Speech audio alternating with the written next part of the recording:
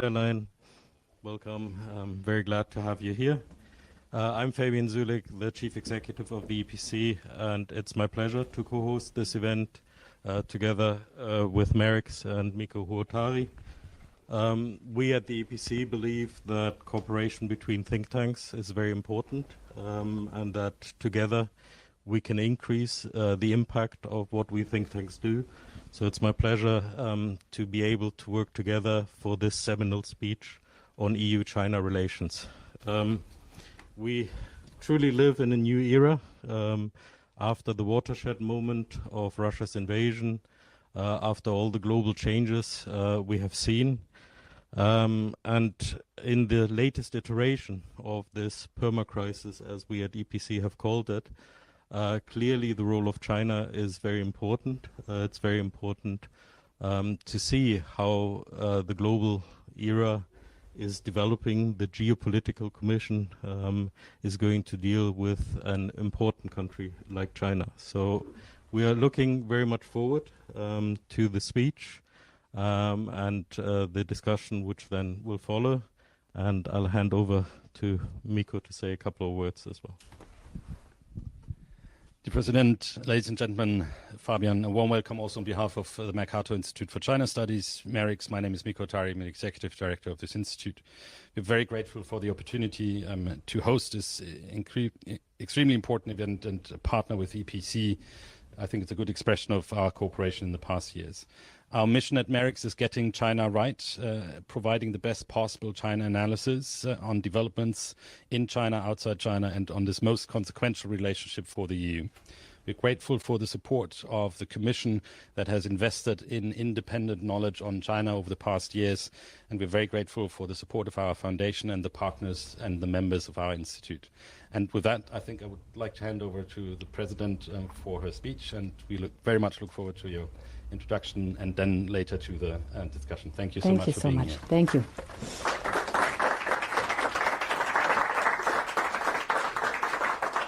Thank you very much, ladies and gentlemen. It's a real pleasure to be here at this very special event, co-hosted by two of Europe's most knowledgeable and independent-minded think tanks.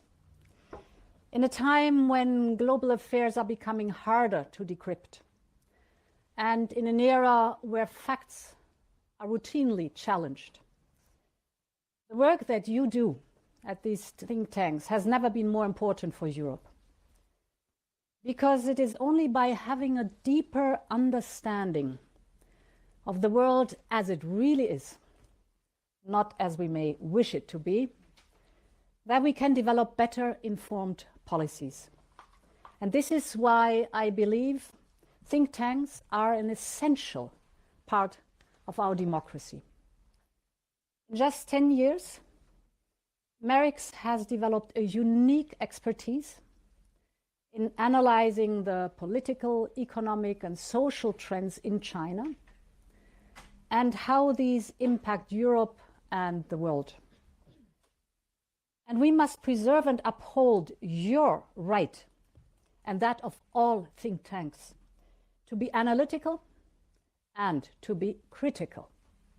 So I want to express my solidarity with you and all the other individuals and institutions who have been unfairly sanctioned by the Chinese government.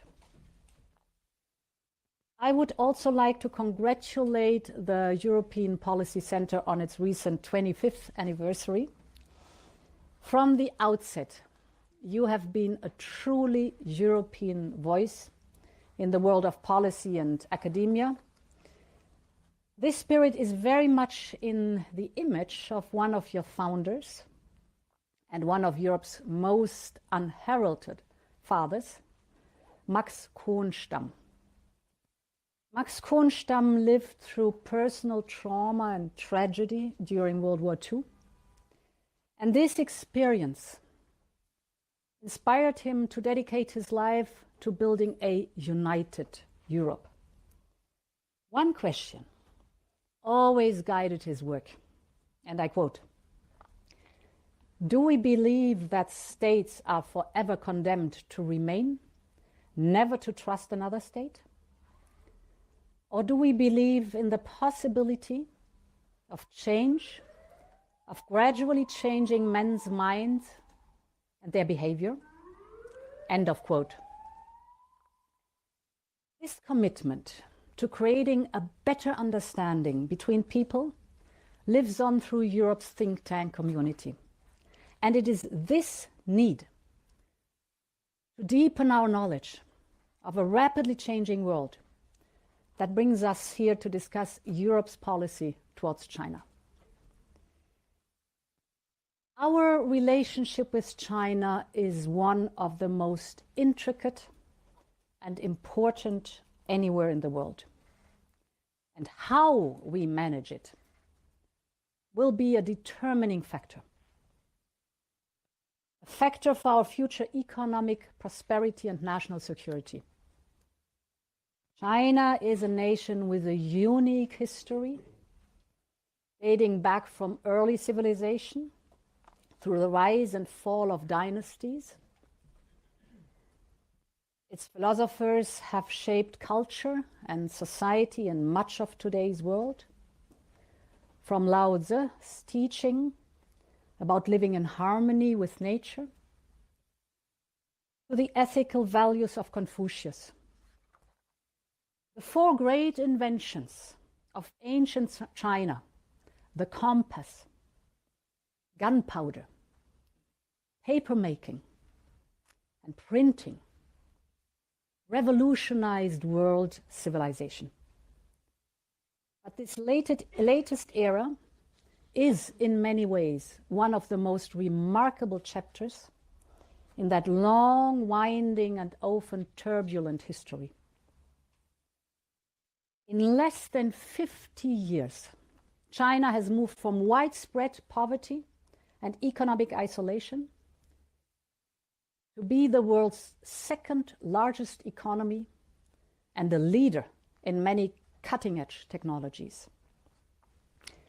Since 1978, growth has averaged over 9% per year, and more than 800 million people were lifted out of poverty. This is one of the greatest accomplishments of the past half-century.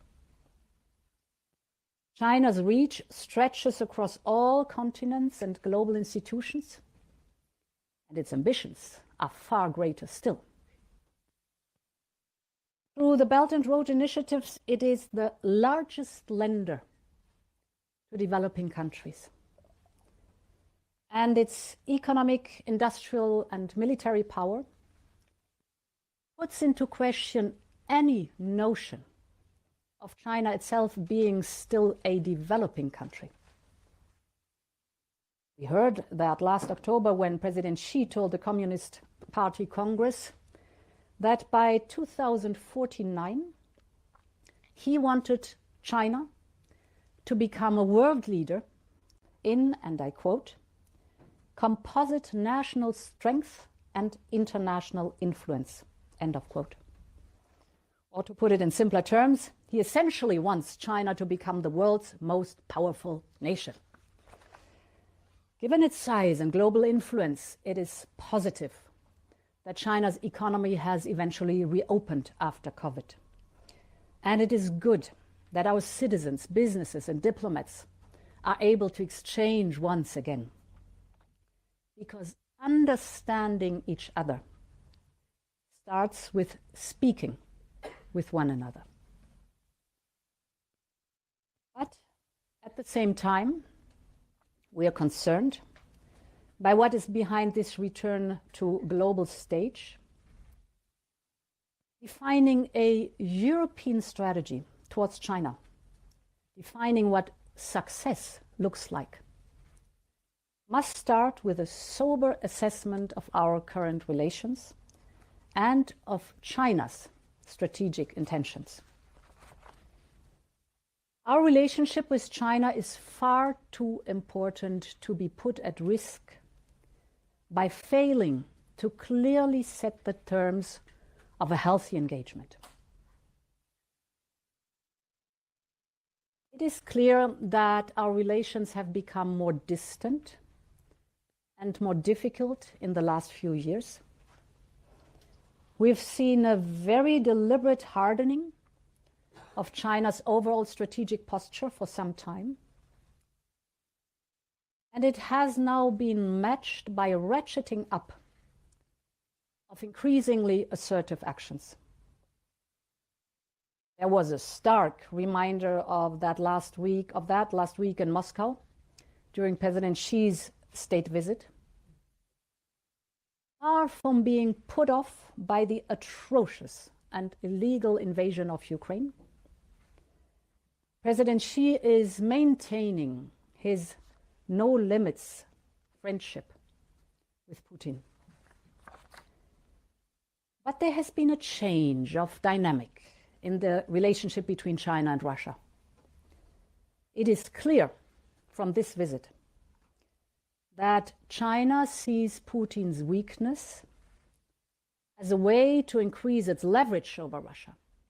And it is clear that the power balance in that relationship, which for most of the last century favored Russia, has now reversed. Most telling were President Xi's parting words to Putin on the steps outside the Kremlin when he said, and I quote, "Right now there are changes, the likes of which we haven't seen for 100 years. And we are the ones driving these changes together." End of quote. As a permanent member of the Security Council, China has a responsibility to safeguard the principles and values that lie at the heart of the UN Charter. And China has a responsibility to play a constructive role in advancing a just peace. But that peace can only be just if it is based on upholding the sovereignty and the territorial integrity of Ukraine. Ukraine will define the terms of a just peace that requires the withdrawal of invading troops. Any peace plan which would in effect consolidate Russian annexations is simply not a viable plan. We have to be frank on this point. How China continues to interact with Putin's war will be a determining factor for EU-China relations going forward. And of course, China itself has also taken a more assertive stance in its own neighborhood. The show of military force in the South China Sea and East China Sea and at the border with India directly affect our partners and their legitimate interests. We also underscore the importance of peace and stability in the Taiwan Strait. Any weakening of regional stability in Asia, the fastest growing region in the world, affects global security, the free flow of trade, and our own interests in the region. The grave human rights violations occurring in Xinjiang are also a cause of great concern, as laid out in the recent report of the UN High Commissioner for Human Rights. How China meets international obligation regarding human rights will be another test for how and how much we can cooperate with China. Just as China has been ramping up its military posture, it has also ramped up its policies of disinformation and economic and trade coercion. This is a deliberate policy targeting other countries to ensure they comply and conform. We saw it when China responded to the opening of a Taiwan office in Vilnius by taking retaliatory measures against Lithuania and other European companies. We have seen it with popular boycotts against clothing brands, or speaking out on human rights, or with sanctions against members of the European Parliament, officials and academic institutions for their take on China's actions. We've seen that member states increasingly have to deal with Chinese activities in their societies, which are not tolerable. And we have seen it in the region, for example, when China severely restricted Australian exports of barley and wine because of its government's questions on the origin of COVID. This is all part of a deliberate use of dependencies and economic leverage to ensure that China gets what it wants from smaller countries. Ladies and gentlemen, these escalatory actions point to a China that is becoming more repressive at home and more assertive abroad. There are three broad conclusions we can draw on how China is changing, which in turn must shape how our policies will need to change too. The first is that China has now turned the page on the area of reform and opening and is moving into a new era of security and control. We saw this earlier this month when President Xi repeated his pledge to make the Chinese military, and I quote, "a great wall of steel that effectively safeguards national sovereignty, security, and development interests," end of quote. We saw it with Beijing's Global Security Initiative, which it seeks to embed in UN documents and international discourse more widely. We can expect to see a greater focus on security, whether military, tech, or economic. All companies in China, for example, are already obliged by law to assist state intelligence gathering operations and to keep it secret.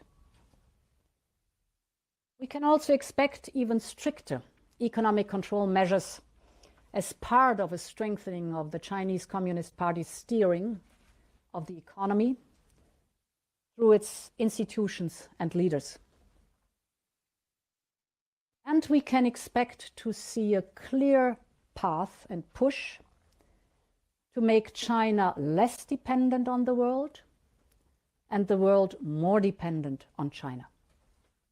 Or as President Xi put it bluntly a few years ago, and I quote, "China must tighten international production chains' dependence on China to form a powerful countermeasure and deterrent capability," end of quote. This is especially true when it comes to critical raw materials like lithium or cobalt, for sectors like high-speed rail and renewable energy technology, or for emerging tech that is central to future economic and national security, like quantum computing or robotics and artificial intelligence. The second conclusion we can draw flows from this, and that is that the imperative for security and control now trumps the logic of free markets and open trade. In his report to the recent Party Congress, President Xi told the Chinese people to prepare for struggle. And it is no coincidence that he used in his opening speech the words "dozhen" and "fendo" repeatedly, which both can be translated as struggle. This is indicative of a worldview shaped by a sense of mission for the Chinese nation. Which brings me to the third conclusion. And that is that the Chinese Communist Party's clear goal is a systemic change of the international order with China at its center. We have seen it with China's positions in multilateral bodies, which show its determination to promote an alternative vision of the world order. One where individual rights are subordinated to national security, where security and economy take prominence over political and civil rights. We've seen it with the Belt and Road Initiative, new international banks or other China-led institutions set up to rival the current international system. We've seen it with China's set of global initiatives and by how it positions itself as a power and peace broker, for instance, through the recent Saudi Arabia and Iran agreement. And we have seen the show of friendship in Moscow, which says 1,000 words about this new vision for an international order. Ladies and gentlemen, with all this in mind, our response must start by working to strengthening the international system itself. We want to work with our partners on global issues like trade, finance, climate, sustainable development, or health. For that, we need to reinforce the institutions and systems in which countries can compete and cooperate and from which they benefit. This is why it is vitally important that we ensure diplomatic stability and open communication with China. I believe it is neither viable nor in Europe's interest to decouple from China. Our relations are not black or white, and our response cannot be either. And this is why we need to focus on de-risk, not decouple. And this is part of the reason why I will soon be visiting Beijing together with President Macron. Managing this relationship and having an open and frank exchange with our Chinese counterparts is a key part of what I would call the de-risking through diplomacy of our relations with China. We will never be shy in raising the deeply concerning issues I've already set out. But I believe we must leave space for discussion on a more ambitious partnership and on how we can make competition fairer and more disciplined. And more broadly, we need to think about how we can work together productively, the global system in the future, and on which challenges. There are some islands of opportunity that we can build on. Take climate change and nature protection. I very much welcome the leading role China played in securing the historic Kunming-Montreal Global Biodiversity Agreement. And a few weeks ago, China was also an active player in the global deal to protect biodiversity in international waters. At a time of global conflict and tensions, these are notable diplomatic achievements, which China and the European Union worked on together. And we look forward to working together in the same spirit ahead of COP28 later this year. And this shows what can be done when interests align. And it shows that diplomacy can still work, whether on pandemic preparedness, nuclear non-proliferation, or global financial stability. The point here is that we do not want to cut economic, societal, political, or scientific ties. China is a vital trading partner, accounting for 9% of our goods exports and more than 20% of our goods imports. While imbalances are growing, most of our trade in goods and services remains mutual beneficial and unrisky. But our relationship is unbalanced and increasingly affected by distortions created by China's state capitalist system. So we need to rebalance this relationship on the basis of transparency, predictability, and reciprocity. We have to ensure that our trade and investment relations promote prosperity in China and in the European Union.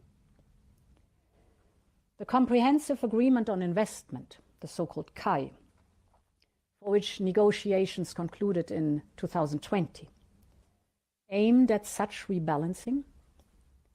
But we have to recognize that the world and China have changed significantly in the last 3 years. And we need to reassess the CAI in light of our wider China strategy. And we know there are some areas where trade and investment poses risks to our economic and national security, particularly in the context of China's explicit fusion of its military and commercial sectors. This is true for certain sensitive technologies, dual-use goods, or even investment which comes with forced technology or knowledge transfers. This is why, after de-risking through diplomacy, the second strand of our future China strategy must be economic de-risking. The starting point for this is having a clear-eyed picture on what the risks are. That means recognizing how China's economic and security ambitions have shifted. But it also means taking a critical look at our own resilience and dependencies, in particular within our industrial and defense space. This can only be based on stress testing our relationship to see where the greatest threats lie concerning our resilience, long-term prosperity and security. And this will allow us to develop our economic de-risking strategy across 4 pillars. The first one is making our own economy and industry more competitive and resilient. This is particularly the case when it comes to health, digital, and the clean tech sector. If you look at the global market for net zero technologies, it is set to triple by 2030. Triple. Our ability to remain front runners in this sector will shape our economy for the decades to come. And this is why, you all know it, just last week we put forward the Net Zero Industry Act as a key part of our Green Deal industrial plan. The aim is to be able to produce at least 40% of the clean tech that we need for the green transition, such as solar, onshore and offshore wind, renewable energy in the broadest sense, batteries and storage, heat pumps and grid technologies. But to achieve this goal, we will also need more independence and diversity when it comes to the key inputs needed for our competitiveness. We know this is an era where we rely on one single supplier, China, for 98% of our rare earth supply, 93% of our magnesium, 97% of our lithium, just to name a few. We are deeply mindful of what happened with Japan's imports of rare earths from China a decade ago, when foreign policy tensions between the two in the East China Sea became acute. Our demand for these materials will skyrocket as the digital and the green transition speed up. Batteries that are powering our electric vehicles are forecasted to drive up demand for lithium by 17 times by 2050. This is why we have put forward the Critical Raw Materials Act to help diversify and secure our supply. And we need to think about this right across our single market to strengthen our resilience on cyber and maritime, space and digital, defense and innovation. The second part of this de-risking strategy is better using our existing toolbox of trade instruments. Over the past years, we've put in place measures to address security concerns, whether on 5G, the foreign direct investment, or export controls. We have given ourselves the tools to counter economic distortions, notably through the foreign subsidies regulation, as well as the new instrument to deter economic coercion. We now need the unity at EU level for bolder and faster use of those instruments when they are required, and a more assertive approach to enforcement. My third point. China's changing policies may require us to develop new defensive tools for some critical sectors.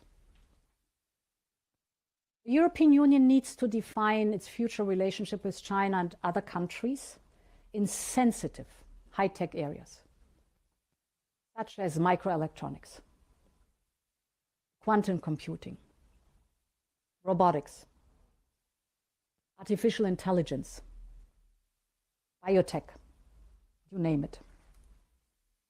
Where dual-use purposes cannot be excluded or human rights might be implicated, there will need to be a clear line on whether investments or exports are in our own security interest. We need to ensure that our companies' capital, expertise, and knowledge are not used to enhance the military and intelligence capabilities of those who are also systemic rivals. So we have to look at where there are gaps in our toolbox, which allow the leakage of emerging and sensitive technologies through investments in other countries. And this is why we're currently reflecting on if and how Europe should develop a targeted instrument on outbound investment. This would relate to a small number of sensitive technologies where investment can lead to the development of military capabilities that pose risks to national security. The Commission will present some initial ideas as part of our new economic security strategy later this year. This will map out where we need to strengthen our economic security and how to better use our trade and tech security tools. The fourth part of our economic de-risking strategy is alignment with other partners. On issues that concern our economic security, we have much in common with our partners around the world. This is especially true to our G7 and G20 partners, and those in the region and beyond who are often more integrated with China and more advanced in their thinking on de-risking. As part of this, we will focus on free trade agreements where we do not yet have them, such as with New Zealand, Australia, India, our ASEAN and Mercosur partners, on modernizing agreements where we have them, such as Mexico and Chile, and on better using the others that already exist. We will enhance cooperation on sectors such as digital and clean tech through the Trade and Technology Council with India or the EU-Japan Green Alliance. And we will invest in infrastructure in the region and beyond through the Global Gateway Strategy. We are offering developing countries a genuine choice when it comes to infrastructure, investment and finance. And all of this will help strengthen our supply chain resilience and diversify our trade, which must be a central element of our economic de-risking strategy. Ladies and gentlemen, we have in front of us a task to refocus on the most important issues. And it is a reflection of the need to adjust our strategy in line with the way the Chinese Communist Party seems to be changing. But if we are to manage this relationship, to prepare for the future, we must do it together. At this defining moment in global affairs, we need the collective will to respond together. A strong European-China policy relies on strong coordination between member states and EU institutions, and a willingness to avoid the divide and conquer tactics that we know we may face. But I also want to say that nothing is inevitable in geopolitics. China is fascinating and a complex mix of history, progress, and challenges. And it will define this century. But our story about how we relate to China is not yet fully written. And it need not be a defensive one. We must collectively show that our democratic system, our values, and our open economy can deliver on prosperity and security for people. And at the same time, we must always be ready to talk and work with those who see the world differently. Which brings me back to where I started, and Max Kohnstam's line about working to gradually change minds and action. This is what you do every single day in your work, and this is what Europe will always believe in. Long live Europe, and many thanks for your attention.